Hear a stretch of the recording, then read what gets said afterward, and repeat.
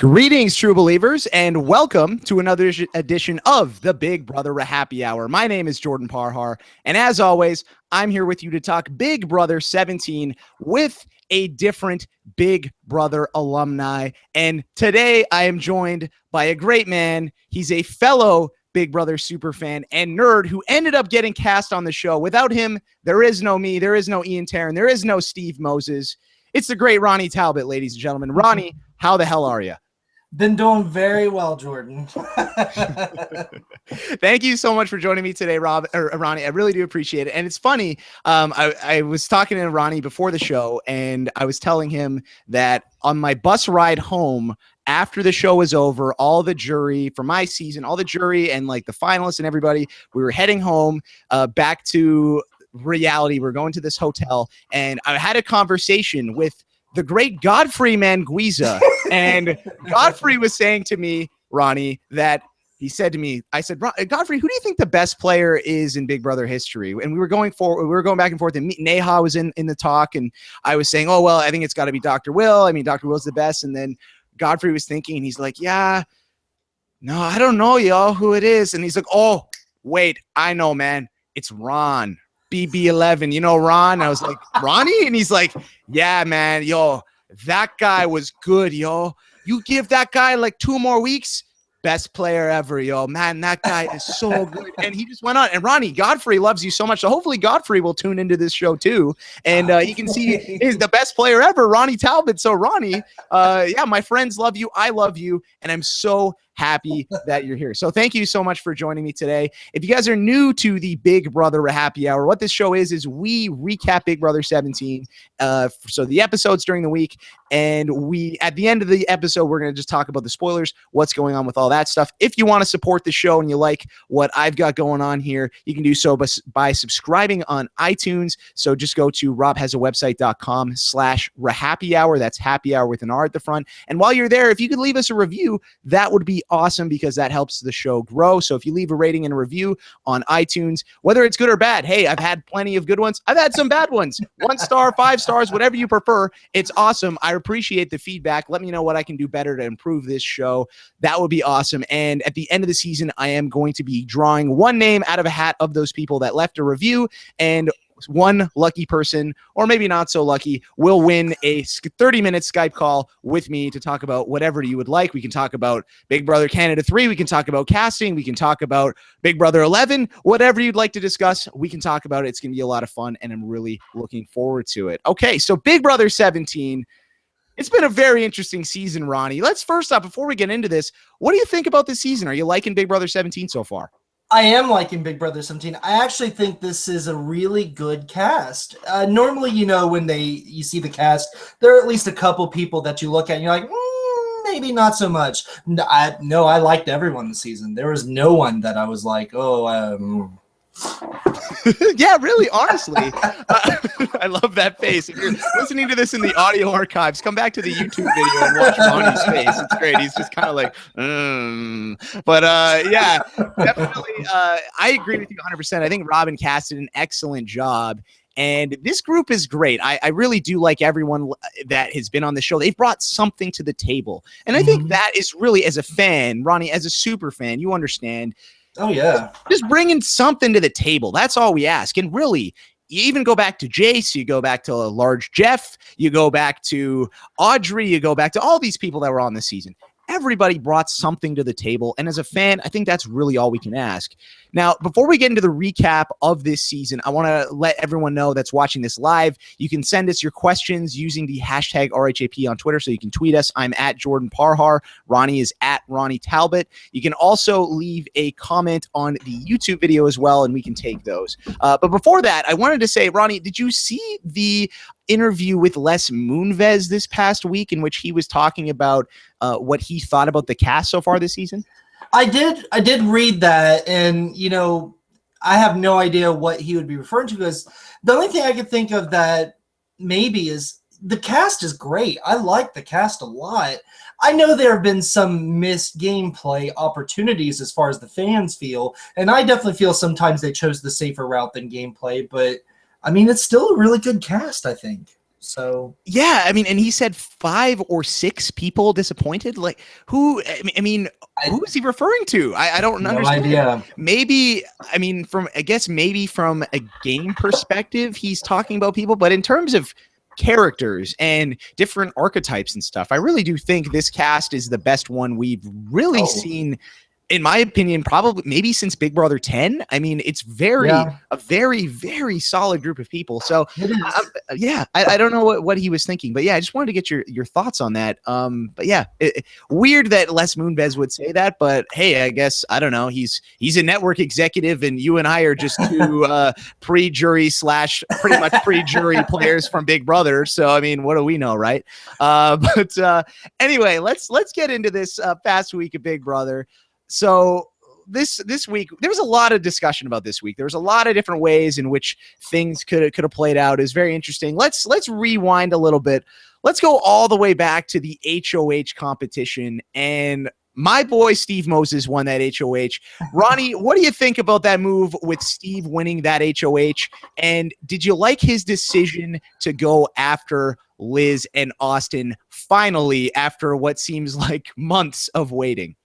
Well, you know, it was a good decision, but I mean, as I said on Twitter, did he have any other decision that was good for his game besides that?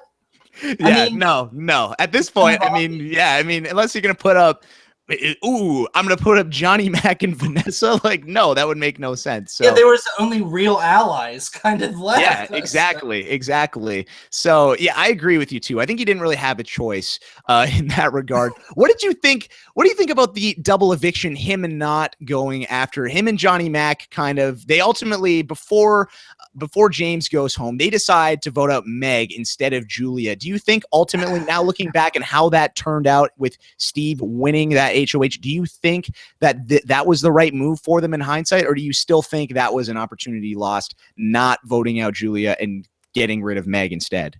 Oh, I still think it was a lost opportunity, because I know everyone on Twitter said, oh, Liz still would have won, but I disagree, because when you're in there and you're in that game, it's easy to get thrown sometimes. And the way that they had that twin connection, if Julia was voted out, Liz would have been crying because it would have been unexpected. I mean, when they announced the double eviction, Johnny and Steve should have flipped right then and blindsided Julia. That's what they should have done, because Liz would have been crying. Liz would have been upset. She probably wouldn't have won the HOH. James could have, maybe Meg could have pulled it out. Maybe James would have done better. I don't know, but it would have given them more of a chance, I think. It would have been interesting. Yeah, that's one of those things we're going to look back on the season, and I think that is one of the turning points of the season, was that decision, and ultimately that could influence, if we walk away here with at the end of the season with Liz or Austin winning this game, it could come really down to that decision, with them deciding to not make a move. But who knows, maybe if they got rid of Julia, Liz is rattled, she doesn't win that HOH, one of them goes home, then you got to deal with James and Meg. So that would have been, it's so many different directions this thing could have gone. But I agree with you. I think it probably was a little bit of a lost opportunity. Looking at how things turned out for Steve and Johnny Mac, it did end up working out all right. But I do think that you're 100% right in that when somebody gets blindsided, and trust me, I know firsthand what it feels like to get blindsided. You're rattled. You have your heart is racing. You're incredibly emotional. And for my allies on my season, they managed to recover okay. But I think it's a little bit different when it's your showmates or it's your twin sister. Yes. Your essential, best friend in life that you've played this entire game with. You're on top of the world. You think everything's great. And then just like that, ripped right away from you. So I agree, Ronnie, 100%. And I think that would have been could you imagine that night, how that night would have been, and the difference in the public perception? Because the people that night were just going off about how, this is the worst. This is such a terrible episode. I'm never watching Big Brother again. And it was crazy. But had Julia gone home and had another twin gone home, that people probably would have been saying that was the greatest double eviction in Big Brother. I definitely agree. It would have changed it. And plus, I mean, even if Liz didn't get sad, she would have been angry. I mean, yes, and that would have maybe even been better. and them going to war and then like swearing and all this stuff and the live and then the producers having to constantly cut the audio because they're cursing. That would have been great. See, I love that. We haven't seen a good fight. We have not seen a good. When was the last good BBUS fight? I mean, really hardcore good one.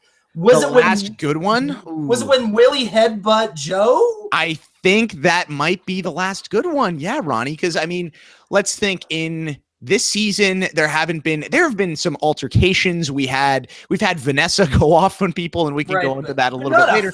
But not a fight, not like going head to head. Yeah, 16, there wasn't really anything. I mean, there was the whole situation. I mean, the veto ceremony in which Zach Rance gets up and he basically calls Devin a clown, and then everyone's calling out Pow Pow for throwing the Battle of the Block competition, and Brittany Martinez is calling her out. But that wasn't really that fiery. I think I agree with you. Yeah, I guess Willie Hance, that was a really good one. And also on the feeds of 14 when Willie Hance, Frank Udy, and Mike Boogie were going at it, talking about the Fruit Loops. That was a great fight. A great fight. Or Ian versus Frank with the Ian fingering him and going like this at the camera multiple times. I mean, that was great. But yeah, those are probably, I mean, yeah, I don't know. I mean, I guess in 15 we could talk about what else was there in 15. I guess the Aaron flipping the bed. There was that. Yeah, but and then who voted out David after the first week when she won HOH and she's like picking people and freaking out. But yeah, that's probably there hasn't been a Liz fight afterwards going at Johnny Mac and Steve. That would have been epic television. Yes, it would have. Great. And oh man. Oh, dream scenarios, Ronnie. We can think about those all day and go back about all these different seasons. But anyway, we get to Steve, and he wins this HOH, and ultimately he targets, like you said, doesn't really have a choice. He decides to go after Austin and Liz. Liz breaks down in between Liz talking about seeing Sigmund and Freud, the show in Las Vegas after the season. She's crying after the nominations and says how upset she is. And she just completely breaks down. Ronnie, you and something that a lot of people complain about on Big Brother is people crying a lot. And we saw a lot of Liz crying this past week because of her going on the block and her game was crumbling down. And now she managed to survive ultimately, but it was a very emotional roller coaster for her.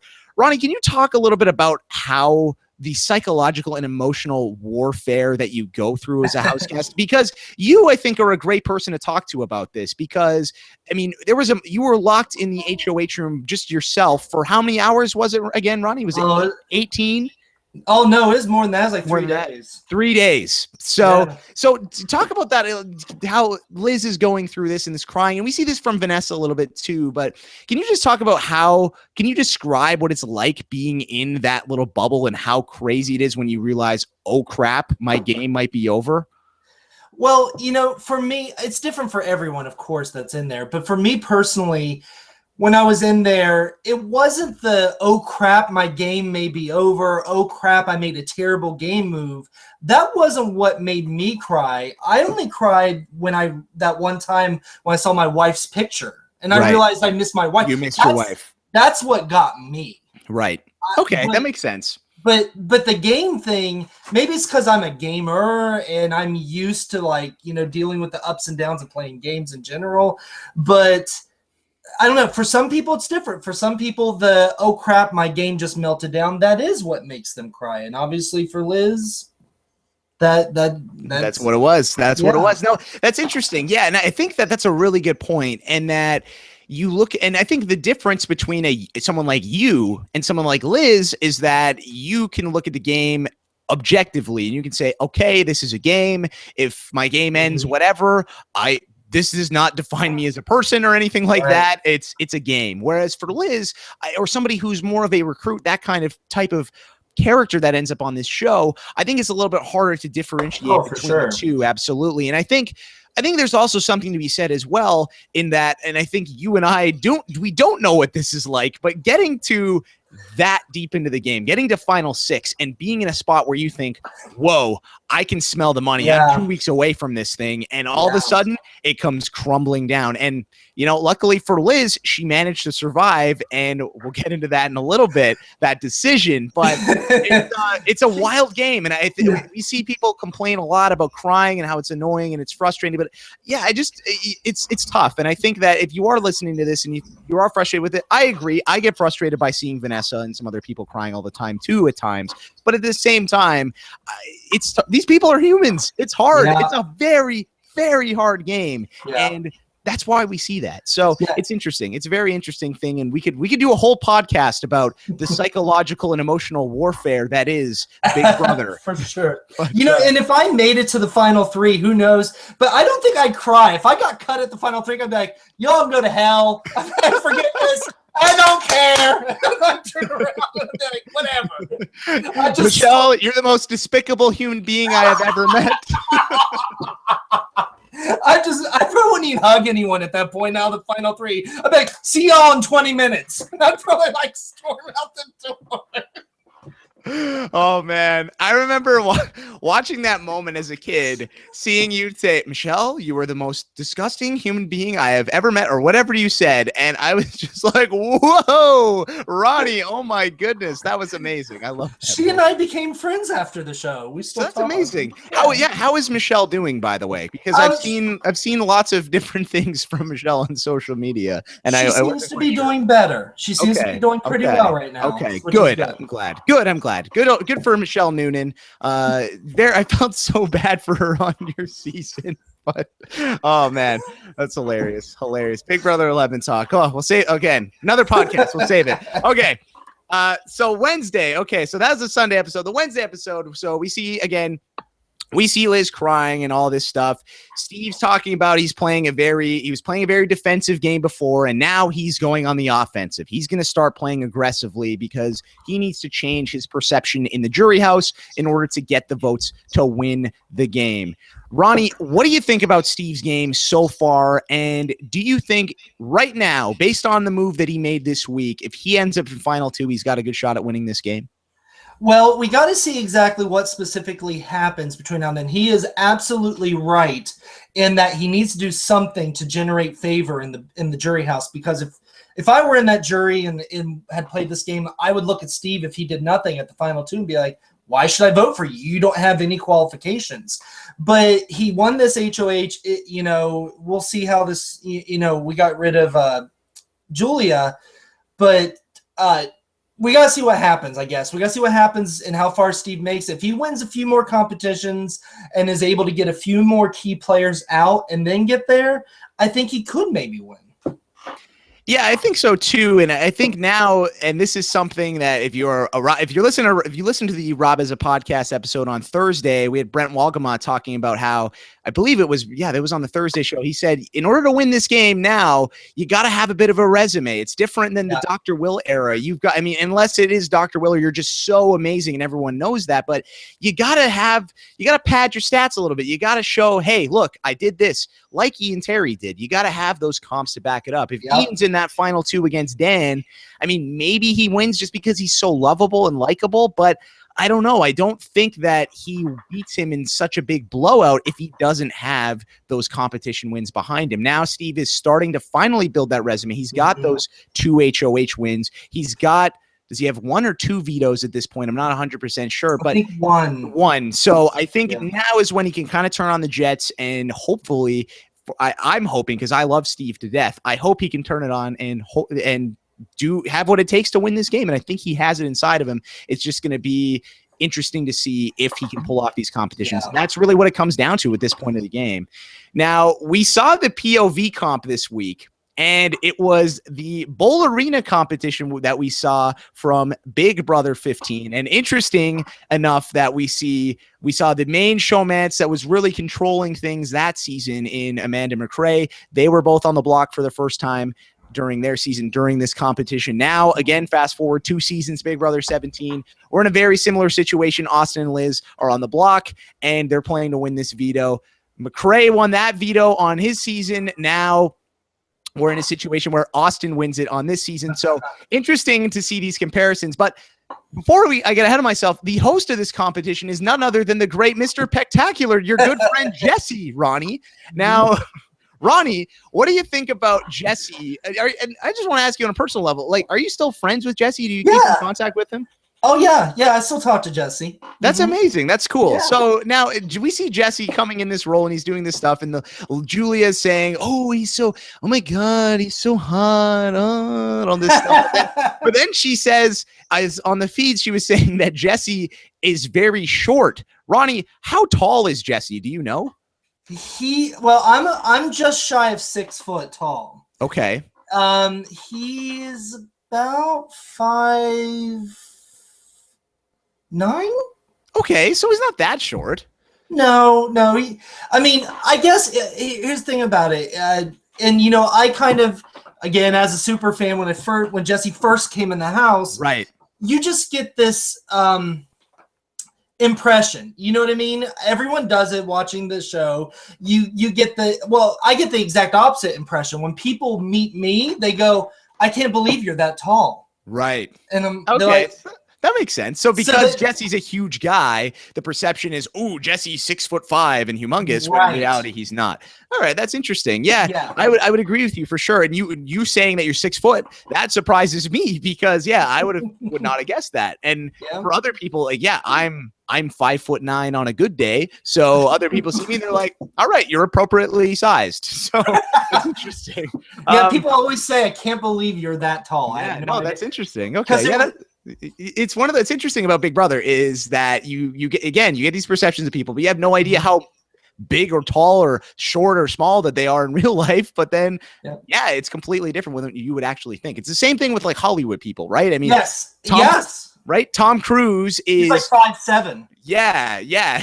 So people are like, what? It's 5'7". It's crazy. So in this comp, so we see it's one of these ones where you have to pick people and go up against each other, go head to head and call people up. The order is randomly determined. And Julia gets her decision to challenge next. And Vanessa tells her to challenge Austin because if Austin wins, both twins will end up on the block. What does she do? She picks Austin. Ronnie, what the heck? First off, what was going through your mind when you found out that she made that decision? And two, is this a testament to how good Vanessa is at this game, or is it a testament to how bad Julia is at this game?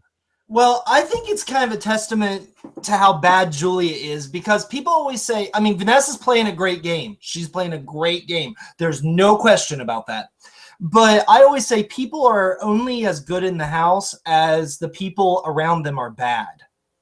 If that makes sense. Because someone could have like the best ideas, but if the other people aren't stupid enough to fall for them, then it's not going to, you know what I mean? Does that make sense? Yeah. So I hear you. Yeah. So you're saying that because the field that Vanessa is surrounded with, that's making Vanessa look. If she was if she had a tougher field, it would be different. That's what you're saying? Okay. Yeah, she would still be good. I feel if she was around a tougher field, she would still be good, but she would not be as in control. That's my feeling. Because every week she's like determining things. Because I mean, for instance, if I were in there in Julia's spot and Vanessa said, "Hey, pick Austin," I've been like, "No, shut your mouth." You know what I mean? Like, well, no. we know you would say that, Ronnie, but you shut your mouth, Vanessa.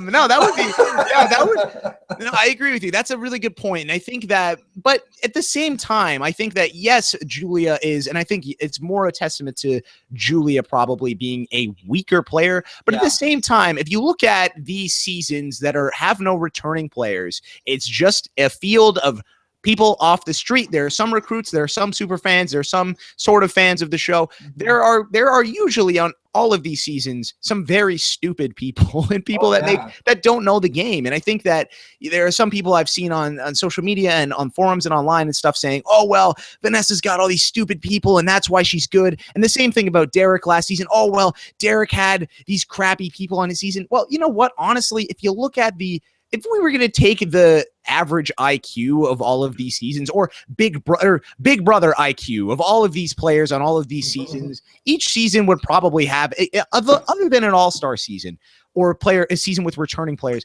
most of these seasons would have it would be pretty even, I feel like. I think the only difference we can look at is if we have a returning player on a season with a bunch of players that have never played before. So, for example, on your season, Ronnie, you throw in Jesse in there, even though really looking at it objectively, if I'm looking at you and I'm looking at Jesse, I would say that you are, if I'm putting you in a season 100 times, you're going to do better than Jesse would if I were going to throw him in a simulator to play a game 100 times. But just the fact that right off the bat, he had played once already, he had a huge leg up on all of you guys. Yeah. He talked to us about that in the house, actually, because, me being a super fan, my thought was when I first saw Jesse coming in, once we had an alliance, yes, I knew Jesse was a good alliance member for myself, but I thought, what can I learn from him that just about playing this game previously, that you know what I mean? That was just my thought. And I said to him, so what's different this time versus last time? And you are 100% correct. The first thing he said to me was just the monster of the day-to-day operation of the house, just the pressure of living in the house. And that's why, like on season 14, Dan's funeral and everything, I mean, that's why stuff like that worked. Because all the other vets were gone. And I said this when I was talking to like Dick and other previous players, nothing against Dan. I like Dan. Dan's a great player. There's no question about it. But if Dan had tried that on a season of all vets, the other vets would have been like, oh, that's cute. You're going home.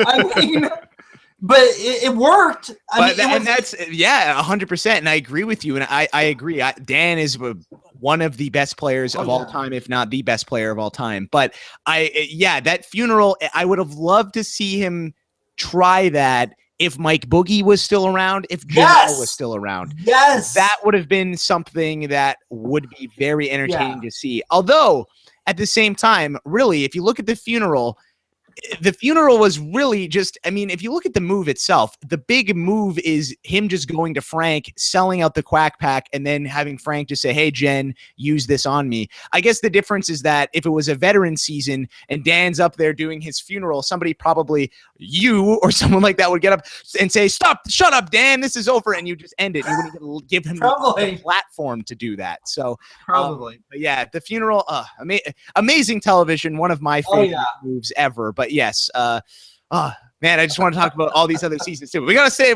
focused, Ronnie. I gotta stay focused. Okay, so keep it on the Big Brother 17 stuff. So we had also after this so we saw Austin win, and he yells out, "Judas is here! Everybody be afraid!" Oh my God. Ronnie, how if you were in there and someone said to you, "Judas is here, be afraid," on a scale of 1 to 10, how afraid would you be if said person just went back in the house and was going to Liz, oh, babe, like I still want to be with you, and didn't do anything? How would you? Right? Well, first off, if he yelled, Judas is here, be afraid, I would have said, someone called Dr. Zachary, I am afraid. That's what I would have said. Because, I mean, that's crazy. Who goes on there with two personas? I don't understand that. I don't either. And I feel really bad for Austin because I think he doesn't have a lot of awareness of how we are viewing him at home. Right. And he's going to get out and think, man, there's going to be like a Judas Twitter account and all these other people are going to be loving me in the hat and all this stuff, and Liz Tin, and I got all this stuff going on, and I'm going to be on Bold and the Beautiful and everything. And it's not going to happen for him. It's sad, and it's unfortunate for him.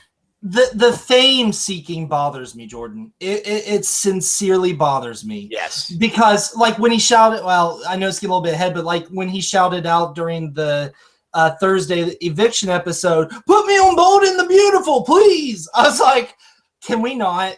Let's have let's have a modicum of dignity. Just a modicum, please. And that's I agree, Ronnie. It's crazy. And real question for you: who has a higher chance of getting on Bold and the Beautiful this next season, you or Austin? Because I think it might be you. Well, I mean, is this Austin trimming the beard ponytail, or? Well, he said he's never trimming it, so then it's me. It's you. All right. Lock it in. Ronnie Talbott will be on this next season. If there's a higher chance Ronnie is on Bold and the Beautiful than Austin, get your Vegas bets in, ladies. But, oh my god. Yeah, like that, it really irks me too. And I think especially for us, because we're such huge fans of this game. We were such huge fans before. That was a big reason why we got cast on the show. And to see somebody get on the show, and yeah, Austin was a big fan of it before, but just to see this ulterior motive of him just wanting this fame. And we even I saw Steve on the live feed say last week that nobody after Big Brother has become famous. Like literally nobody. I mean, Frankie Grande has been doing some stuff, but that's just Frankie Grande could have been doing that stuff without Big Brother. I mean, because of his sister. That has nothing to do with Big Brother. You just look at Big Brother.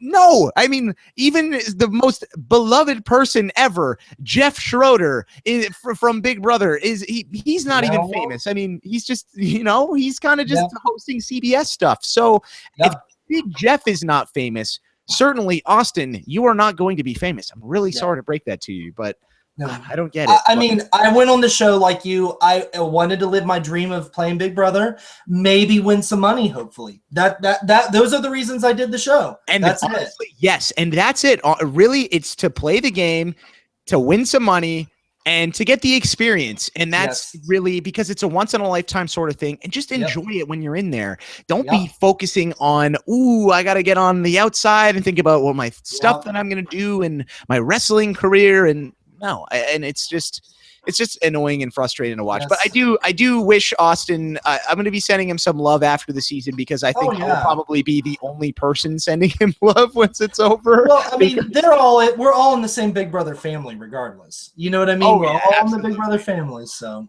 Yeah, for sure. And it's something we don't like to see for sure. And then, but anyway, we see Austin win this veto, and we see Vanessa go to Julia and Liz go to Vanessa, and they're talking about, Julie says, I think that was like a really dumb move of me to do that. And I don't know, I feel like I was played. And Vanessa says, no, like, oh my God, like, no, that's not what I was doing here. Like, you're kidding me. I swear on Mel, like, this is the move. Austin, he should have thrown the veto to you. And that's like what he should have done. If he really was looking out for you, that's what he would have done. And sure enough, she somehow spins this whole conversation to convince Julia that Austin is the bad guy, and Liz and Julia are doubting him, and there's all this stuff going on. And I was first off, I was amazed that this was working. Ronnie, does this just come back to the fact that Vanessa's just against a field of people that have never played this game before? Because time and time again, she goes to this crying thing,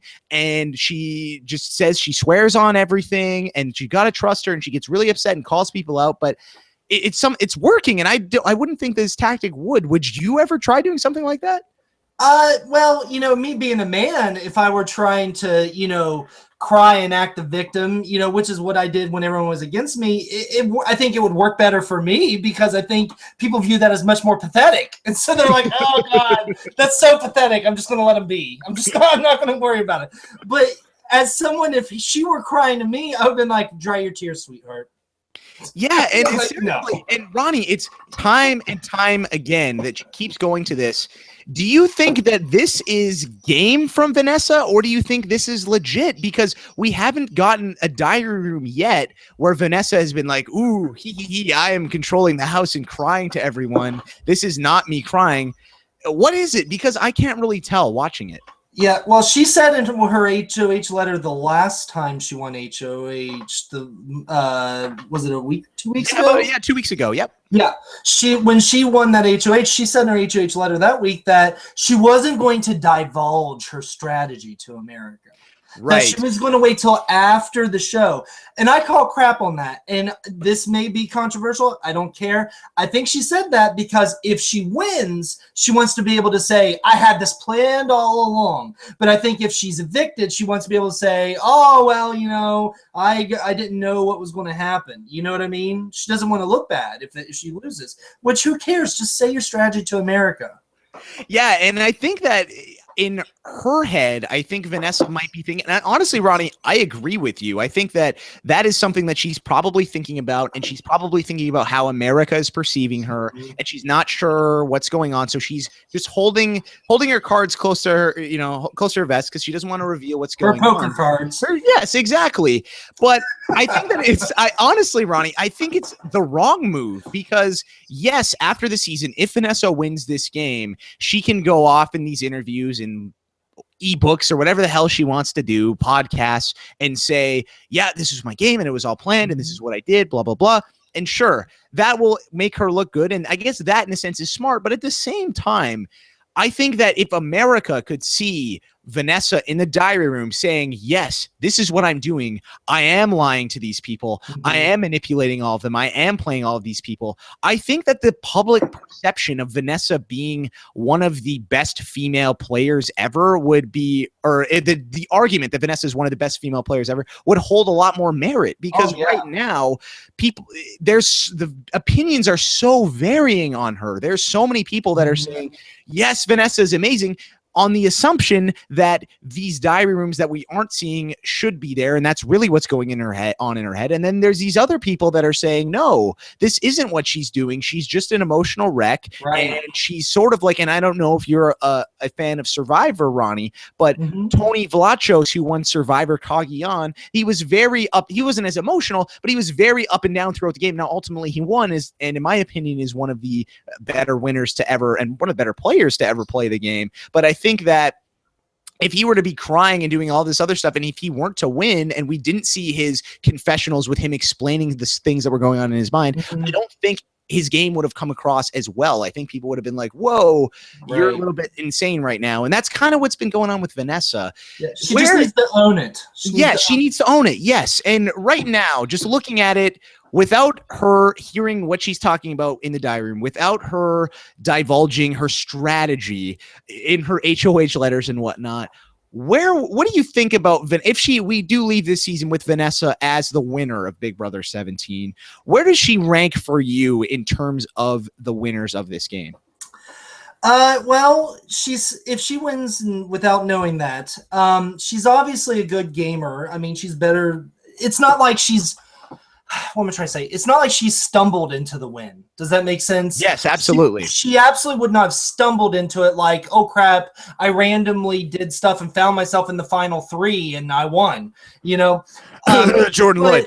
Oh, I love Jordan to death. But no, Jordan's a very sweet girl, but as a member of that cast, I can promise you, no one ever saw. Jordan herself told me when I was HOH that she was going to be long gone and I would be at the end. Yeah, no, that happened the other way. Really? That's amazing. She told me that. Yep. Yeah. But anywho, I would put Vanessa, I mean, without being able to list all of them exactly, whatever. Me personally, I would guess for me, Vanessa will end up ranking somewhere around 5 to 7.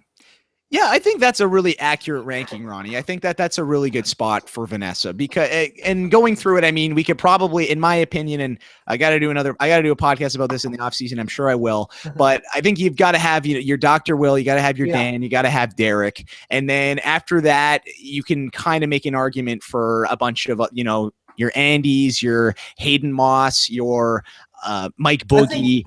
I think Dick is up there too. Dick as well. Of course, Evil Dick is up there. Forgot about Evil Dick. That's how can you forget about Evil Dick? He's definitely in the discussion. So yeah, I think that would be an accurate spot right around there. But I think in terms of female winners, I think Vanessa would probably be the best. No, Ronnie? I don't know. I think Rachel Riley. Considering her path to the game, that would be an interesting debate. Yes, because of what Rachel went through. That's something you could definitely argue. But I think she would definitely be in the discussion of best female winners ever. And probably, honestly, one of the best female players ever. And really, at this point, even if Vanessa goes home, I think that, again, this is why it bums me out that we're not seeing these diary rooms of Vanessa just owning what she's doing. I think that if she were to be in there and own it, she would already be in that category of best female players ever by default, regardless of where she goes out at this point. I think she's definitely in the top 3.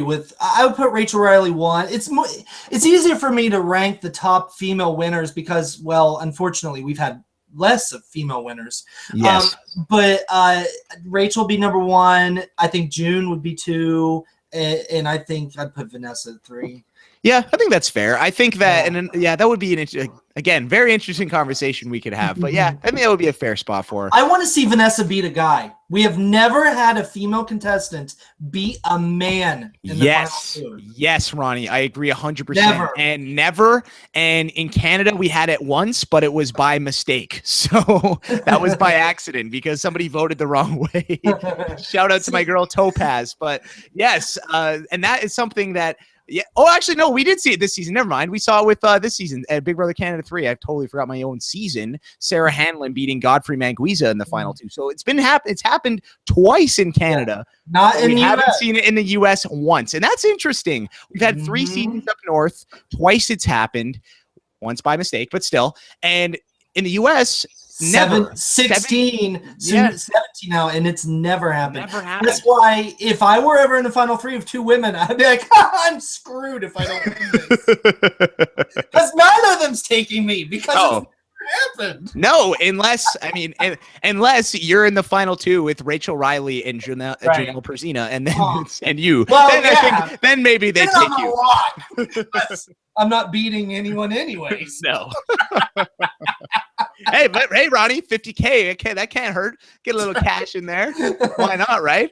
I want to see it happen. I do. I think it can happen. I think it can. And honestly, Ronnie, I think that this could be the season in which we see it because I don't know if we see Liz in the final. I think Liz has a good case really against anybody considering what she's done. And again, it depends on what she's doing moving forward. But I think that Liz has a good case. And I think Vanessa has a good case if she's there in the final 2. So it's going to be, and that's again, great part about this season. And we talked about this right off the bat. There are no duds. Every single person here that's going to be in the final 2, any of them can make an argument as to why they deserve to win the $500,000. Any of them. Yeah, I was talking about that with my wife yesterday, actually, when we were talking on the phone, that anyone that's left, there is no one that would have 0 resume points to say. Oh, yeah. No, that's what exactly. And that's incredibly rare. At final 5, that there's nobody, like, because usually there's a couple Victorias or you're right. I don't want to diss any other people, but there's people that are usually not really doing anything. And that's why I thought someone like a Meg would easily be there, but she's not. So it'll be interesting to see. Now, let's fast forward a little bit. So let's wrap this up and we can get into the live feeds in a little bit and take some of your questions. Again, if you want to tweet us using hashtag RHAP, or if you want to leave a comment on the YouTube video below, that would be great. And we will answer those at the end of the show. Okay, so the Thursday episode, we saw Liz making this deal with Vanessa, this crazy deal where Vanessa has all these parts, and you have to, if either of you or Austin win HOH, you got to not put me up, and I get to choose who goes home, and if one of you guys is in final 3, you take me. This is an insane deal. She's doing this stuff. Liz and Austin are saying, yeah, just to appease her and whatnot. And ultimately, the house guests land on sending Julia home over Liz. And there has been a lot of talk about this on social media, Ronnie. I've seen you talk about this on social media, tweeting about this. You really did not like this move. You thought this was a really poor decision for these guys, correct? Oh, yeah, because Liz is the better player between the two. And at this point in time, you get rid of the better player. Because you may never get another chance. Yeah, and now this is interesting, and I agree with you on paper.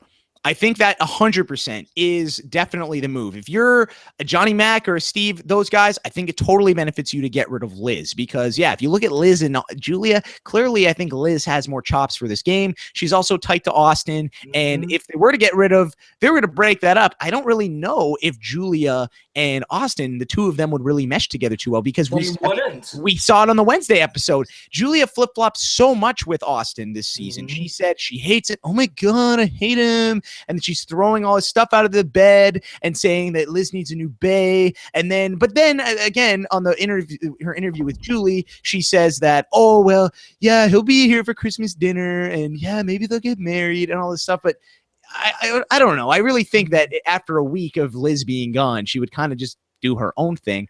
However, for Vanessa, I think that was the best move, Ronnie. And here is why. Because looking at this on paper, if Julia were to stay in the game, I think that Vanessa instantly probably becomes the biggest target in the house because everybody realizes, whoa, Vanessa's playing. We saw it from Steve in the diary room this week saying, whoa, Vanessa's very manipulative. He said it in his HOH blog. I think Johnny Mac recognizes that. Austin and Julia recognize that. And I think she would have been in trouble. Now, however, the situation that she created for herself, she's in a spot where we have Liz and Austin on one side who, if they win HOH, they're going to go after Johnny Mac and Steve. And we have Johnny Mac and Steve on this side, and Steve can't play. But if Johnny Mac is to win HOH, he's going to go after Austin and Liz. If Vanessa just sits back, she's good to go. So that is my logic behind it. And I think that's why honestly, again, it goes back to Vanessa controlling this game. That's why they needed that decision, because she just wanted to go with it. And for her game, I think it was the best move. Now, do you agree with that, or do you think that I'm crazy?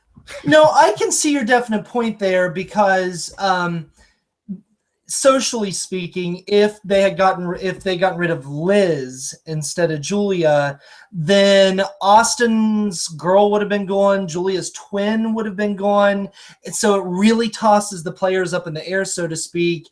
And if Steve and Johnny Mac moved quickly, they could have been like, hey, Vanessa's now the biggest threat. Come over here. We'll go to the Final Four. Let's get rid of Vanessa now. Right? Exactly. And because I think the way that they would view it is because right now the situation that they're in is if you're Steve and Johnny Mac and you see, whoa, there's Liz and Austin, they're 100% going to Final Two, just them, nobody else, no ifs, ands, or buts about it. Whereas if it's Julia and Austin, if you're Steve and Johnny Mac individually, probably both of them are thinking, whoa, I have a chance of going to final two if I'm in the final three with these people. I want to keep them around. So I think maybe that's for what was going on in Vanessa's head. And I think it was a brilliant move. There's been a lot of people that have just said this is terrible, but the fact that Vanessa was able to recognize that and do it, I think it was great. Now, we'll get into the HOH in a little bit and talk about that, but yeah, I think that just looking at it at the time, I do think that that was the best move for Vanessa only, not for everybody else. I agree with that. Just for Vanessa. Just for Vanessa, right? And it helped her in the fact that Austin was the other person voting with her, and it was only 3 people voting because she knew, hey, guess what? Austin's keeping his girlfriend around. We have the majority. Johnny Mac, you might as well just vote with us because your vote doesn't matter anyway. Right.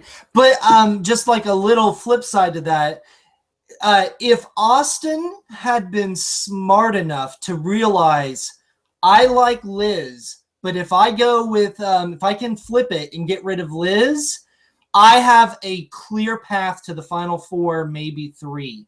And he totally could have blamed it and you know, shifted that vote on someone else. Then I would be like, holy crap, Austin strikes when the iron is hot. Okay, holy crap. Now, Ronnie, that would be amazing. The problem is Austin does not think like Ronnie Talbott and vote against Braden Baca after saying he's going to keep him in the house. So, but that, my friend, would have been nuts. Epic. And that would have been amazing. Move. Would have been amazing. Yes, that would have been great. Because, yeah, he could have pinned it, been like, no, oh my gosh, what happened? Oh, Vanessa, oh, I hate you, we're coming. And then everybody could have turned out. Yeah, could have told Julia, Vanessa flipped. I know it was Vanessa. She got rid of your sister. Vanessa would have been persona non grata in the house. Yes, and honestly, I think Steve and Johnny Mac would have been, or Johnny Mac even would have been fine with just pretend, like with being in on the plan and knowing that to say, hey guys, guess what? Next round, we're going for Vanessa. We're all in on this plan. We're gunning for her, and she's done for. That would have been amazing. Johnny Mac's already been evicted once, and he was lucky enough to get back in. So if I were him, I'd be trying to be as strategic as possible. But ultimately, every week I'd be like, anyone but me. Yep. Anyone but me. Because you have a second life. You have a second life. The Sandra Diaz Twine strategy from Survivor, just survive, baby. That's all you got to do. Just keep on going. As many weeks you can get, it's a bonus because it's his second role at the game, and he's doing it. So anyway, let's speaking of this HOH competition, let's get into the live feeds in a little bit here, and let me get my little spoiler buzzer sound here. Da-da-da. Okay, so don't know if you guys could hear that, but that was a taboo buzzer. So spoiler time. We're going to be talking about the spoilers. So if you do not want to know who won Had a Household, you can tune out right now. You can join right back in after the Sunday episode because Ronnie and I are going to be talking about the nominations and what happened with that. So hopefully we will see you after then. And don't forget to tune into Rob as a podcast on Sunday night. Rob will be back with Taryn Armstrong talking about the episode, what's been going on the live feeds, all that jazz. So definitely check that out. It's going to be a really good show. Okay, Ronnie, HOH time. I was talking about how I loved the move by Vanessa. It was a brilliant move to vote out Julia and how great it was. Because in my opinion, I thought, hey, she can just throw this HOH. No one's going to go after her. Even if she does end up on the block, she's not getting voted out. Right. And sure enough, she wins HOH. Yeah. What the hell is going on, Ronnie? What is Vanessa thinking here? Bad. I think it's a bad move, and I don't want to get into this second, but by the time we're done, I want to talk about how I think she screwed herself for next week. Big time, because she and we can get into that actually in a sec here. Let me just announce who her nominations are. So Vanessa, she had to pick a side. She's smack dab in the middle. Had she not won HOH, I think she's got a free pass to Final Four, and from there she can just win out and essentially win the game. Instead, she's in a spot where she is left defenseless next week. Essentially, she has one veto comp to save herself. If she doesn't win that, she's pretty much done. But her nominations were Steve and Johnny Mac. They are on the block. Power veto is going to be happening later today. Might be even happening as we speak. I haven't been checking the feeds as we've been talking. I don't think it's going on right now, but we will have a power veto winner later today. But Ronnie, what do you think about this decision for Vanessa? So she backed herself in the corner. She decided to win HOH, which is probably, and I know it's easy for us to say, oh, she should have thrown it, but honestly, she would have been fine, and she should have thrown that comp.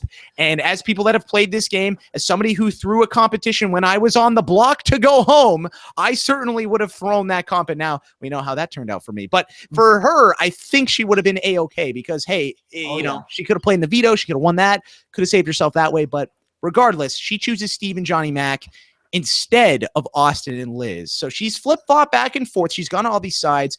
What do you think about this decision, Ronnie? Did she choose the right pair to nominate, or do you think that Vanessa should have nominated one from each side of the house? Well, you know, she definitely should have thrown the HOH first because she was going to backstab some alliance. It was either the alliance with Steve and Johnny Mac or the alliance with Austin and Liz. But I think the one from each side would have been the safest bet and told each side respectively, I need a pawn from each side for this to work. That way she stays in the middle. Because if she had thrown it, Johnny Mac was going to go after Austin and Liz. Steve was going, well, Steve couldn't have won. But Austin and Liz were going to probably go after Steve and Johnny Mac. Yeah, I mean, so it didn't matter. She still would have been sitting in the middle pretty, but now she's kind of played her hand. Yeah, exactly. And now it's like, all right, well, this is the side I'm going with. Better hope this works. And yeah, exactly. She's forced herself in a corner. And that's why I say she is utterly screwed for next week. Because now she can't play for HOH in the Final Four. And I know what everyone says, and it's not untrue. The HOH doesn't really matter in the Final Four. It's the veto because it gives you the voting power. But you know what? The HOH does matter in the Final Four because it's an auto immunity to that Final Three. Yes, and thank you for bringing that point up, Ronnie. I agree 100%. The way that I view that veto at Final Four, or just the week of Final Four, is it's like a week of Survivor, okay? It's Survivor. There's 2 immunity necklaces. They're up for grabs. One has the power to help you send someone home. One is just a straight-up immunity. Go get it. Get those. And that is all that matters. Just survive. That is all that matters. Just survive. And now Vanessa is going to be in a spot next week where she has to win veto. If she does not win veto, her game is over, in my opinion. She's going home. Oh, yeah, she has to. She has to, Jordan. If she does not win veto next week, she's cut. Period. She's done. She's done. She's done, Ronnie. Yes, because if you're in that house, if we were in that house, and I'm sure these people are thinking about this the same way, if they have a free shot at Vanessa next week, why wouldn't they take it? You better take that shot. Yeah. You got one last free shot. You take it. And we'll see. We'll see what happens. But it's going to be really interesting. And I felt like that in Big Brother 14, I thought that Dan was in a really tough spot when he was in Final Four because he had to win because he went on the block and he was going to have to, and he didn't even win the veto. And I thought, holy crap, Dan's done. And then he manages, and again, the beauty of Dan Giesling's game, he manages to convince Danielle to use it. And we saw that whole blindside with Shane, but I don't see Vanessa pulling something like that. She's got to win.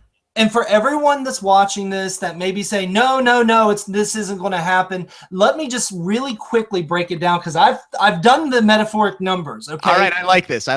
All right. Let's say if we don't know who's going to be evicted this week, right? We don't know. Right. But let's say, the nominee, whether it's anyone, it doesn't matter. Anyone who may stay, even if they don't nominate Vanessa, and she doesn't win that veto, because that's what Jordan and I are saying, right? That if she doesn't win the veto, she's done. Then under any scenario you run, Vanessa winds up making it to the vote. Under any scenario you run. So that means if Austin is there, is Austin voting Liz out over Vanessa? No. Is Liz voting Austin out over Vanessa? No. Is Steve going to vote out J-Mac over Vanessa? No. Switch that around. Is Johnny Mac going to vote Steve out over Vanessa? No. Is Liz going to vote Steve or Johnny Mac out over Vanessa? No. I really don't believe Interesting. So. That is the one that maybe, but maybe if Johnny Mac, and again, this is where Vanessa comes into her game and how good she is. Guess who her target is this week, Ronnie? It's Johnny Mac. And if Johnny Mac goes home this week and she's in a situation where she's on the block next to Steve, Austin is HOH, Liz has the vote, I think Liz is going to vote out Steve. That is the one. It's very dumb. But right. But see, because of the vitriol she's got for Steve now, that is the one scenario in which I think Vanessa is going to stay. I think maybe another one that I could possibly see would be if Liz wins HOH and Austin and Vanessa are on the block and Steve is the only vote or Johnny Mac is the only vote. I think maybe because to break up Austin and Liz so that way there's a situation in which because if Liz or Austin wins the final 2 HOH, they're taking the other person. Your worst case scenario, if you're a player in that house, is if Austin and Liz are in the final 3, because then you have to win out. So I agree with you. She is very, very screwed. There's few scenarios in which she can survive. And if they're smart, they're going to vote her out no matter what next week. But I do think there is a chance if she gets rid of Johnny Mac, I think there is a chance. However, Johnny Mac can easily win this veto. Anything can happen. We have no idea what's going to happen. So it's going to be really interesting. And now this brings up, let's get into the questions here because we've got some questions. People are sending us their questions via Twitter. And if, again, you want to tweet us, use hashtag RHAP, leave a comment in the YouTube video below, and Ronnie and I may answer your question. This is the first one here I've got from Leighton Jansen. And Leighton Jansen says, hey, love the show. Spoiler question. If Steve or Johnny Mac won the veto and then Vanessa would be forced to put up in Oz to win, the vote would be a 1-1 tie. How would Vanessa break the tie? Now, this is going to be interesting, right, Ronnie? Because I've thought about this. Right? Like, what do you think is going to happen here? If we're in a situation, we've got Steve and Johnny Mac on the block, Johnny Mac wins the veto, he comes off, who do you think is going to go up? Okay. Probably going to be Austin. That would be who I think she would nominate. If something happened, she had to put up someone from Liston. It probably, I think, would be Austin. Okay. Because she's a little closer to Liz. But like the question said, I've thought about this. If you wind up, let's say Austin and Steve stay on the block, right? Liz is going to vote out Steve, right? She's not going to vote out Austin. She's going to vote out Steve. If I were Johnny Mac at that point, my thought process would be Vanessa cannot play for HOH. So she's completely vulnerable. But everyone can play for the veto, so that's a non-issue, right? It's not a weighing mechanism.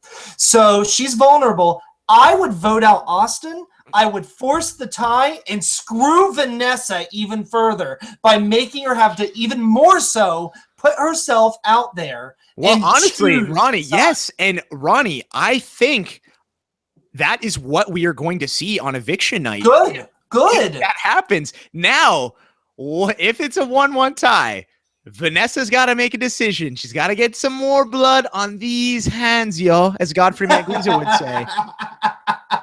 What Austin. is she going to do? She's voting on Austin, you think? Yeah, and I tell you why. Why? Because I always say when I was in the house, you got to go with what you know, right? You have to go with what you know. Right. So at that point in time, Vanessa is faced with the ultimatum between Austin or Steve. I mean, you can swap out Liz, you can swap out Johnny Mac. It doesn't matter. It's well, for hypothetically, we're going to say Steve and Austin. Okay. Right. She's faced with either you vote out Austin and you break up the duo that you know is a problem. Right. Or you vote out Steve and keep the duo that you know is a problem, and maybe they'll take you. If she voted out Austin, Steve and Johnny Mac might be so thankful she didn't vote out Steve that they're going to take her to the final 3 and they'll target Liz in the final 4 or the other person. Okay. Yeah. So it's going to be interesting. I mean, bad situation for her. Yes, it's a terrible situation. And again, this is why you don't win HOH, Vanessa, in this spot. Terrible. I went into the house in terms of comps, only having 2 comp decisions I wanted to win. One was the last HOH before jury. Yeah, I didn't win it. We saw how well that went for me. And 2, I did not want to win the final 5 HOH, so I could maybe win the final 4 HOH, have an easy week, and breeze into the final 3. And Ronnie, it's hilarious. And again, this comes back to you. We're so like-minded. I also went into my season saying, all right, I got to not win. I want to win final 6. Don't want 5, 4, and 3, and I'm good. And now I'm self-aware enough to know I probably wasn't going to win any of those competitions anyway. But I knew for a fact I did not want to win 5, because if you win final 5 HOH, you're screwed for 4. Unless you're Dan Giesling, or unless you're one of these, unless you're really set up well positionally, it's very, very tough to win that thing and ultimately win the game, because that, you want to have 2 shots of safety at final 4. Yes, exactly. That's what I was going to say, because if you win that final 5, you're putting all your eggs in that basket of that one veto. Whereas, like you just said, if you don't win the 5, you get the shot at the HOH, and should you not win that, you still got the veto you were going to have anyway. Yeah, exactly. No, I agree with you 100%.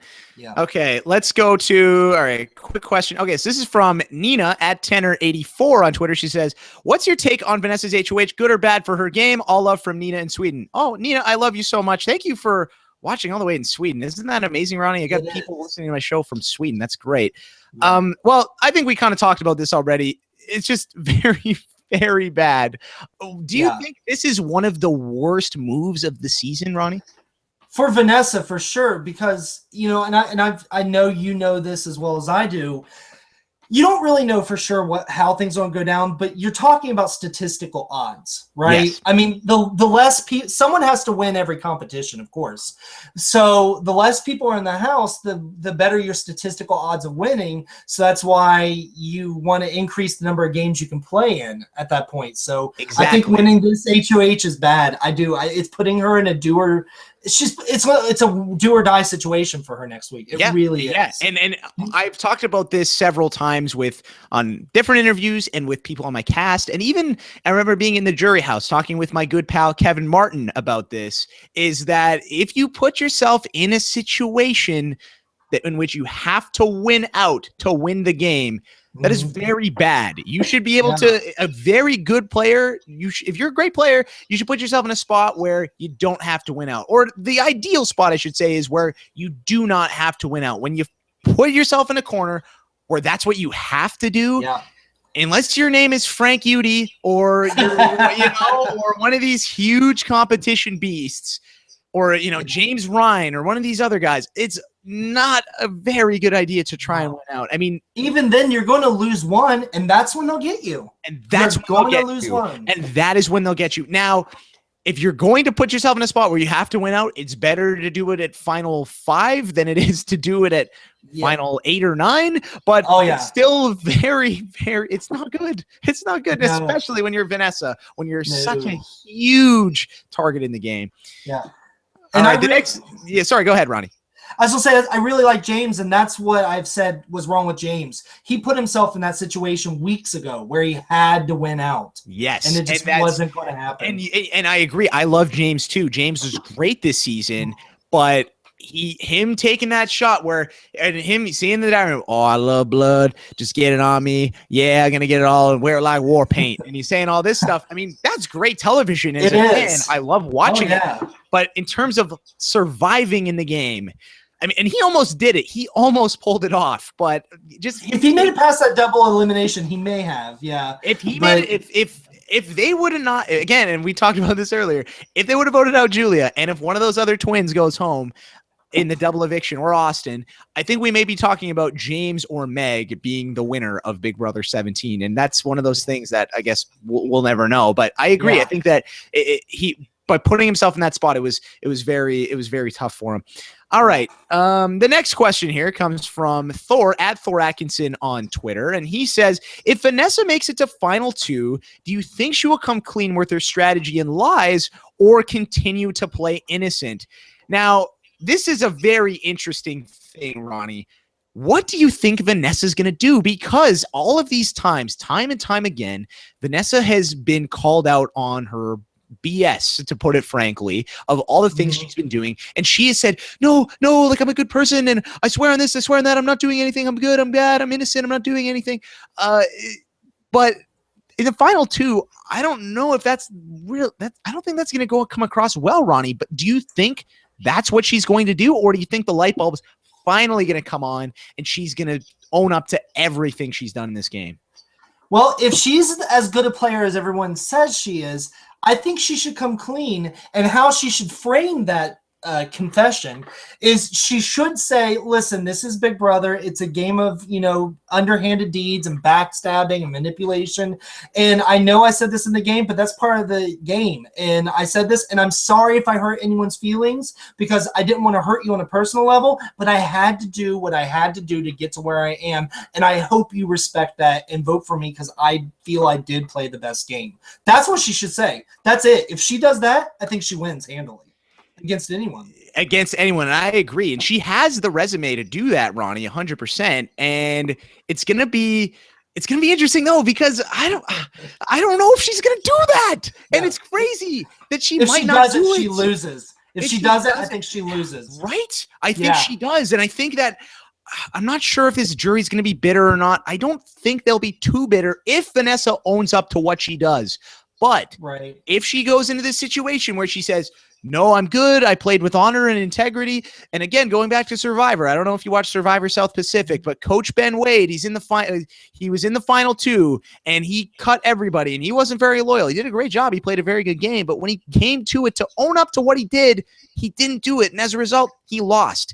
And I think that if Vanessa doesn't do that, I'm going to be I'm going to be really disappointed. And 2, I agree. I think that your Jackies, your Shellys, your Beckys, they're not going to really reward that and especially in this season when it's a field of people who all have an argument in the final 2. Yeah.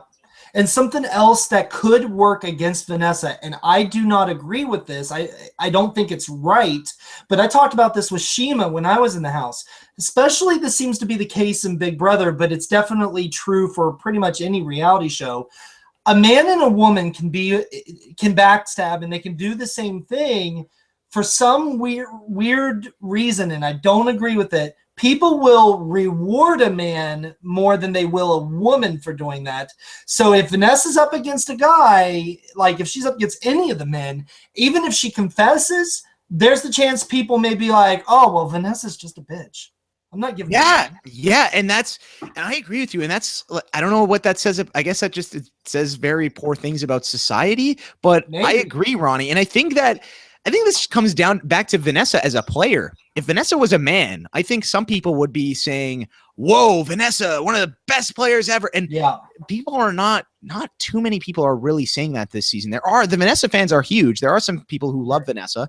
I personally have been critical of Vanessa myself, but I think that she's played a very solid game. And I don't know. I think that, it's unfortunate that's a thing. And I'm totally with you. Look back at BB6, Yvette and Maggie, two of the most, no one really liked them as players at the time, but they played good games.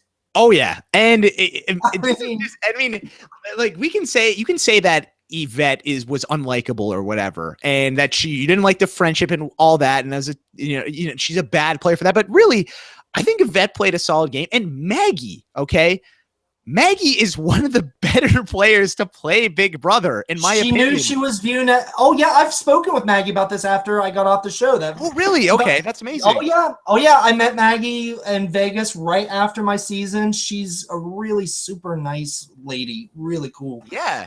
But she was the leader. She was viewed as the leader of that side of the house. Yes. And yet she somehow got to the end and won? Yes, and that's the thing, Ronnie. And also, too, Maggie had a cult following her around doing whatever she would say. Yep. And they just kept her around. That is I think just because everyone loved the Sovereign Six so much, I think that plays a part into it as well. Because I think that if we switch them out, if we kept, and this wouldn't have happened because he was such a loose cannon, but if it was Eric, if it was Cappy in that situation instead of Maggie, if he was there and he would have won the game and all this stuff would have happened, I still think that people would have downplayed his win because he was associated with the friendship. So I think I think there's two things going on there. I think that it's because, yes, she's not a man, but also because that alliance was just so hated by America and by Big Brother fans everywhere. But I agree. I think Maggie's a great Big Brother player and somebody who is very, very underrated. I just hope that doesn't happen to Vanessa, that phenomenon. I hope she doesn't get to the end. And maybe that's why a female player hasn't beaten a man in the final two yet. I don't know. Maybe, but I hope Vanessa's able to overcome that. I would like to see that happen, as we said earlier. I guess time will tell. Time will tell. Yeah, I agree with you. And I think, again, there's a time for it to happen. Time is now. Yeah. Okay. Next question from Loki Lokinen. And Loki Lokinen wants to know, who do you guys think should return from this season? Ronnie. So let's, there's a lot of people on this season. Let's just cut it down to 3. Who would be 3 people that you would like to see come back on an all-star season right now? Okay. I'm going to split it into 2 divisions because I've seen a lot of people talk about this on Twitter and I've joined in the conversation. And we talked about one of these scenarios earlier in just now, if they did a true all-stars, which I view as second chance different than an all-stars, because to me an all-stars is someone that was a phenomenal player, and you're putting the best of the best in there. Yes. I think that's James. I think James is going to be in some type of all-stars. Yeah, I agree with that for sure. Yes. But I think we have 2 potential people if they were to do like a second chance season, which, by the way, I think if Big Brother ever did a second chance season, they would not let America vote. Because I think they want to control who's in the house. Well, I think they would want to pick who would be in the house. But it's interesting. It's funny. And I remember, and okay, this is hilarious, but I was on my season, Ronnie, okay? And we used to do this late night podcast in the house, and we would just talk about everything. And that's part of how I ended up doing my podcast on robhasawebsite.com, because Rob's sister Nino saw that and said, hey, Jordan, dude, just do this on my website. And I was like, all right, sure. And it's great. Now I'm here. But one of the things we talked about was how crazy it was that Big Brother 7, they let America have a say in the cast for that all-star season. And I was saying to everybody, man, that is never, ever happening again on a reality show. Sure enough, I get out of the house and it's already happened. Well, I don't think it'll happen for Big Brother. It won't happen for Big Brother, but Survivor did it, and they did it, and they put their whole cast together by America. I'm with you, Ronnie. I don't think they would do that. No. But you never know, my friend. But anyway, you were saying you don't think that's going to happen. I agree with you. I think the 2, but if they did a second chances thing, whether by America's vote or they just picked, I think we're going to see either Devon or Audrey or both. Interesting. I think that those two would be great if given another shot. I love Mama Day. Maybe Jason.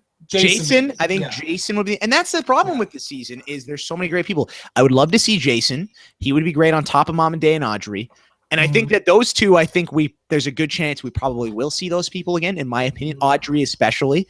And I think it doesn't necessarily bring lots of drama, but in terms of game, and this is who I really was, I was really hoping this person would come back, and that was Shelly, because I think that Shelly had a lot of potential in the game, and on a second chance, I think she could do very well. And I think the obvious person for, if it's just a general bring people back season, I think, unless he wins, I think Johnny Mac is a person that America loves. He is somebody that they have fallen in love with, the rock star dentist. Now, I don't know if he would come back, because he has said on the live feeds that he's said, I don't know if I would come back. And Steve's been the same way. Although, I don't know. I think it's a little different once you've been out of the game and you because I've had conversations with people on my season who have said before, oh yeah, I would never do this again. And now we're like, get me back in there. I want to go back so bad. So I don't know, but I agree. It would be interesting. So you say those three. So yeah, I'll give you Jason. So Ronnie said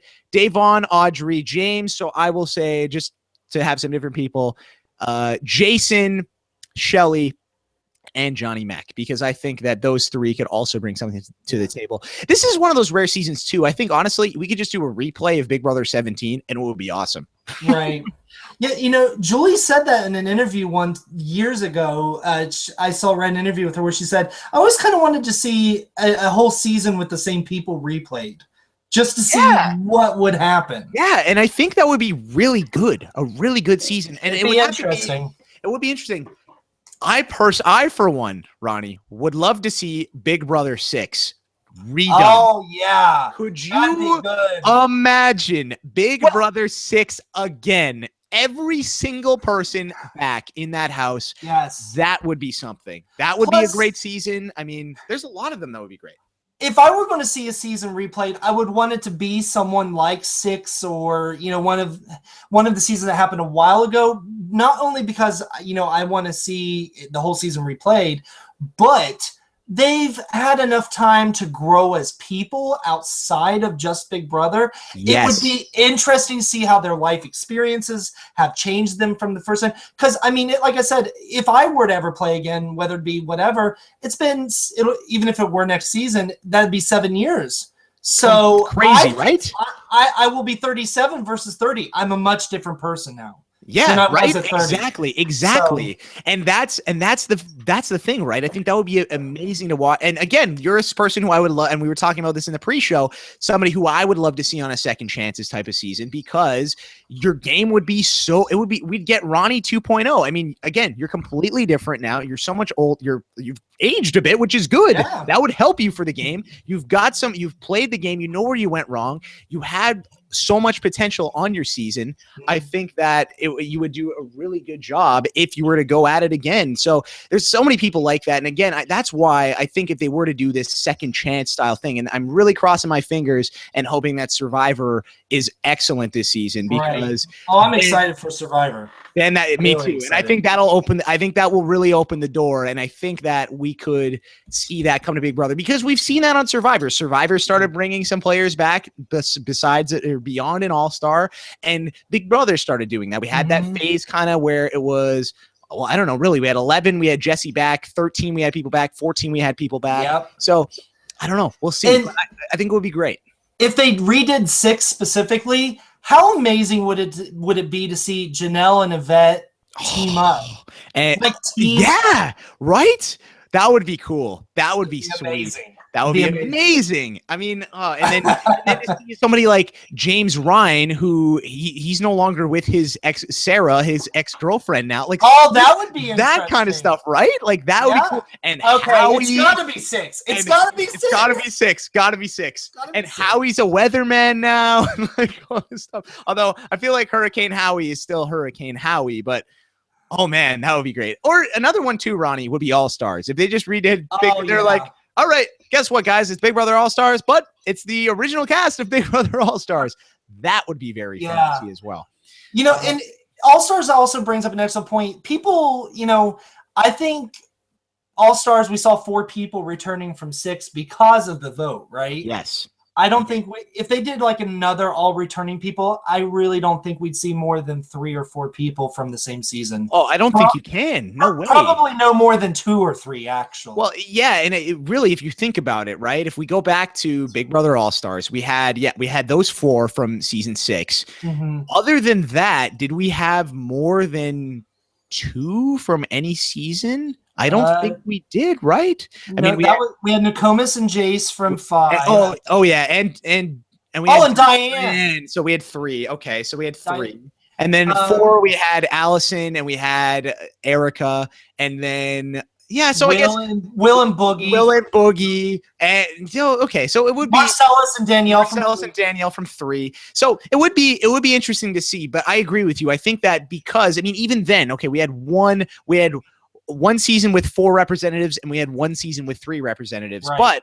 And they were the 2 most recent. They were the 2 most recent seasons, but also if you think about that, that was really after 5 seasons really of Big Brother, because we're not really I mean, I guess you can count Big Brother 1, but so okay, 6 seasons of Big Brother. That's what they did. That's the pool that they came up with.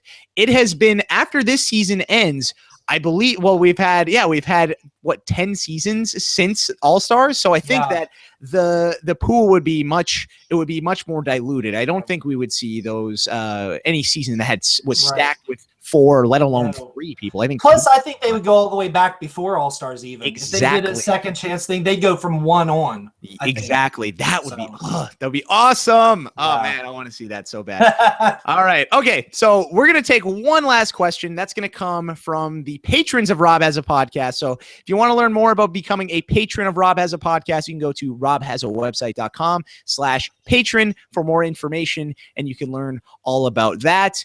Now, and you can get your special question asked in this format at the end of the show. So here we go. Last question of the episode. Now, I've got a couple here. This is tough. We're going to take this one from Matt Ligori, and he says, rank these BB showmances from the past few seasons in terms of gameplay. Okay, Ronnie, you ready? I'm ready. Okay. Shane and Danielle, Makranda, Hayden and Nicole, Clay and Shelly, Liz and Austin. How would you rank those? In terms of gameplay? In terms of gameplay, how would you rank those groups? So we have 5 groups here. This is an interesting one. I kind of like this group that we have here. Well, I think we can't entirely be conclusive with the Liz Austin because we have yet to see how it plays out. Maybe they'll make the final 2. I don't know. We don't know. So why don't we, just because we don't know about them, let's omit Liz and Austin just because we can't really know for fact. So we got 4. So Shane and Danielle, Makranda, Hayden and Nicole, Clay and Shelly. Well, I have to say Shane and Danielle number 1, just because they made it the furthest together. Interesting. Okay, so you're gonna say they're number 1. All right. I'm going off empirical things such as how far they made it together. Just like Audrey, you're empirical evidence, Ronnie. Yeah. Okay, so that leaves Makranda, Hayden, Nicole, Nicole. Okay, I think Macranda's number 2. Okay. Because they made it the furthest together, they won the most competitions together, and I think they were the most interesting. Okay. Next, I'm probably going to say Hayden and Nicole both made it to jury. Yes. So it's got to be Hayden and Nicole. Interesting. Okay, so you're going very results-oriented with your rankings here. See, I would go, again, like how I like to view Big Brother people, again, I've mentioned this before, is the simulator. If you put people in a simulator 100 times with 100 random people on a season, how they would do, and just looking at their skill for the game, in my opinion. And if I were to do it, if I were to rank them, so you went Shane and Danielle 1, Makranda 2, Hayden and Nicole 3, Clay and Shelly 4. Yes. I would go Makranda number 1. I think that those 2 as a unit, just because they controlled every single week pretty much up until they went home. Amanda was such a dominating force on her season. McCrae played a very great game as well. Both of them together were a very formidable pair. So I would put those guys at number 1. Number 2, that's hard. I would probably say, honestly, I think I might say Clay and Shelly, just because Clay and Shelly, again, were running their season very effectively early on. it was disappointing how they went down quickly. So I guess, that could be up for debate. But I think that both of them have a lot of skill for the game. Socially, they were both very, very strong players. 3, I would probably go. Now this one's a little harder. I would probably Shane and Danielle, I love you, but I think I got to say Hayden and Nicole. I think I got to go them. I really do. And I think Shane and Danielle got to be my last, just because I think just on the strength of Dan, Brittany, and Ian, I think that was a big reason why they made it. And I think without those guys guiding them, showing them where to go and what to do, I think that they don't do as well. If we see Shane and Danielle on a season by themselves, with a bunch of new players, I don't know. I don't know if they or if the coaches never come into the game. Well, though the coaches help them as well. So yeah, I don't know. I think that would be interesting to see. But yeah, that's probably how I'd rank them. So I can see that. Differences. But yeah, yours is very results oriented. Mine is very hypotheticals, because I love to think of, my brain is always working about, I think like this could happen, and this move changed this and all this other stuff. But anyway, a very interesting discussion ranking those showmances. All right, Ronnie. Well, I think that wraps things up here, my friend. Thank you so much for joining me today on the Big Brother Thank you for having me. I really, really do appreciate it. You guys can follow Ronnie on Twitter. He's at Ronnie Talbott. Ronnie, anything you want to plug before we get out of here today? No, just love talking to everyone on Twitter. And I watch Survivor and all the other reality shows. I'm a reality nut, so. There we go. Awesome. So yeah, you guys, seriously, tweet Ronnie and let him know how good of a job he did today, because I thought Ronnie was awesome. Ronnie, you were a great guest. I really do appreciate having you on. I'm going to have you back on again if you would like, because anytime. There's plenty of talks we can have beyond Big Brother 17, I'm sure. So I really do appreciate it. All right. So again, if you guys want to support this show, a few ways you can do that. You can, again, subscribe via iTunes. It's robhasawebsite.com/RHAPpy. That's happy hour with an R at the front. You can also subscribe to our YouTube channel. It's Reality TV RHAP-ups. So on YouTube. So definitely, if you want to not miss any of our episodes, our live shows, definitely check that out and subscribe to that. Give this video a thumbs up if you like it. That would mean a lot as well. Next week, I will be back talking Big Brother 17. Now, my schedule is going to be a little bit wonky. Normally, the show it's moved to Saturdays. We're going to be doing them on Saturdays. But next week, it's the Big Brother Canada 4 open casting call in my hometown in Vancouver. So I have to go to that, so I will not be here during the normal time. So I probably will be recording the episode during the week. So if you want to just stay tuned to Reality TV RHAP-ups on iTunes, and you can find that as well. So robhasawebsite.com/RHAP-ups. You won't miss that episode. I'll have a podcast hopefully up for you guys by Friday or Saturday to talk about the rest of Vanessa's HOH and all of the crazy things that went on there. Okay, we need a hashtag for this episode, Ronnie. So if somebody can tweet us a hashtag and let us know what they thought of the show. I was thinking season 6 redo, because we both love that idea so much. Does that work? Okay, yes. So let's do it. Okay, so if you like the show, use the hashtag season 6 redo. Again, I am at Jordan Parhar. Ronnie is at Ronnie Talbott. Okay, guys, thank you so much for tuning in. Really do appreciate it. For Ronnie Talbott, I'm Jordan Parhar. Hashtag season 6 redo. We'll talk to you soon. Take care. Bye-bye.